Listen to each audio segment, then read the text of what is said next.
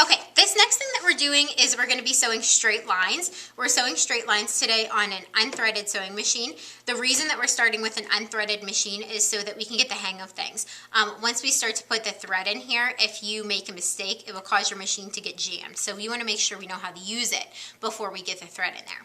The first thing that I want you all to know is that the majority of your paper or your fabric, but in this case your paper, the majority of your paper should be out to the left-hand side of your machine. The reason for that is if I were to, put my paper in here, it really wouldn't make sense to have it all jumbled up in there. So you want to put it out to the left-hand side of your machine.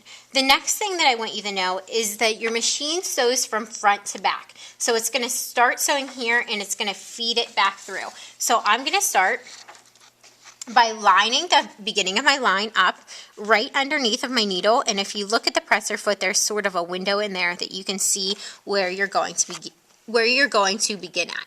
I'm going to put my presser foot down because you always sew with the presser foot in the down position. Next, we're going to do a stay stitch, sort of like what we did on our hand sewing project. It's a little bit different, but the purpose is the same. The purpose is to reinforce our sewing to make sure that it doesn't come out. All I have to do for a stay stitch on the sewing machine is I'm going to go ahead and push my foot pedal down, and I'm going to start out slow. I'm going to go forward 5 stitches, 2, 3, 4, 5. After I've gone forward 5 stitches, I'm going to go backwards 5. So if you remember how they go backwards, there's the reverse button on the front of your machine. You're going to go ahead and go backwards. 1, 2, 3, 4, 5. That's all you have to do for the stay stitch, and that's again just to reinforce your sewing so that your line of stitching doesn't come out. So I'm going to go ahead and I'm going to start sewing forward. I want you to notice where my fingers are at here. My fingers are a couple inches away from the presser foot. They're not holding the paper down. They're not pushing the paper through. They're just to guide the paper if I were to get off track of the line. I'm going in a nice, even, consistent speed, so I'm not going too fast. Remember, we're beginners, so we want to work on getting the hang of this before we speed things up. I'm all about accuracy right now. I want to make sure that I'm being really accurate and staying on that line. Again, as I'm going through, my fingers are just ever so slightly here. They're not pushing down. They're not pulling the paper through. Next, my presser foot is also in the down position.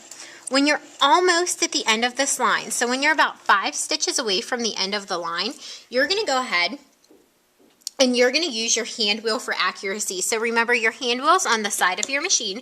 Your hand wheel is always turned towards you. So I'm going to turn my hand wheel towards me, and you'll notice that my needle is moving up and down. Again, your hand wheel's for accuracy. I want to make sure that I stop right smack dab at the end of this line. The reason I want to stop right smack dab at the end of this line is once we get fabric and we have our machine threaded, if you're sewing off the edge of your fabric, that thread's going to go into a knot, and it's going to knot inside your machine, causing a jam. So you want to make sure that you're able to stop exactly where you want to stop. So I want you all to practice stopping right at the end of the line. Since I'm at the end of my seam, what I want to do is I want to do a stay stitch. So again, a stay stitch is just going backwards over what you've already sewn just to reinforce it. So I'm going to hold down my reverse button, and I'm also going to push in my foot pedal. When I do those two things, it will make my needle go up and down, and it's actually making my paper go backwards. So that was about 5 stitches. To get this out, I want to make sure that my needle is in the up position. I'm going to go ahead and use my presser foot lever in the back to pick up my presser foot. And I can see how I did by turning my paper over, and if you look really closely, you can actually see that your needle has penetrated your paper, and you can see that the dots should be in a straight line. I want to show you one more thing before we continue. So on the second line, I'm going to do the exact same thing, make sure that my paper is out to the left-hand side. I'm going to put my presser foot down. I'm going to make sure that my needle is right above the line, and I'm going to do my stay stitch. Again, we always do a stay stitch at the beginning of a seam and at the end of a seam. I'm going to go forward 1, 2, 3, 4, 5. I'm going to use the reverse button to go backwards 5, and I'm pushing in my foot pedal as I go. So my foot pedal is being pushed in, and I'm going backwards. There's my stay stitch. I'm going to go ahead and keep going forward, but I wanted to show you if I would happen to get off of this line, so I got off track, I'm not where I wanted to be. If you get off track, what I want for you to do is think of whoever drives you around. So if they hit the rumble strips on the side of the highway, they don't back their car up and then get back into the lines to continue the drive forward.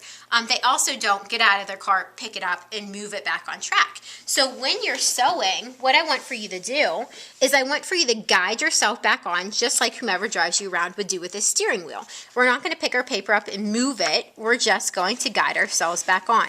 So your fingers are here kind of as a steering wheel, and I'm just ever so slightly turning the paper a little bit until I get back on track, and I'm going to straighten it out again.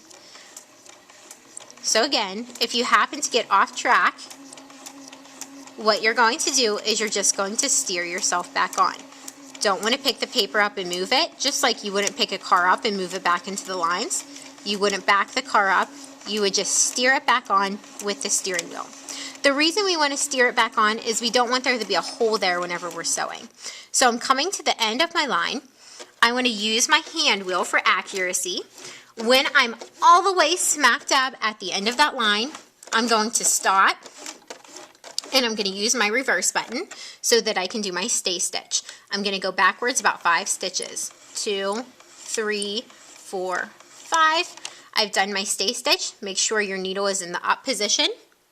You're going to go ahead and pick your presser foot up with that presser foot lever in the back. You can take your paper out. And again, I want you to turn it over and see how you did by looking at the holes on the back.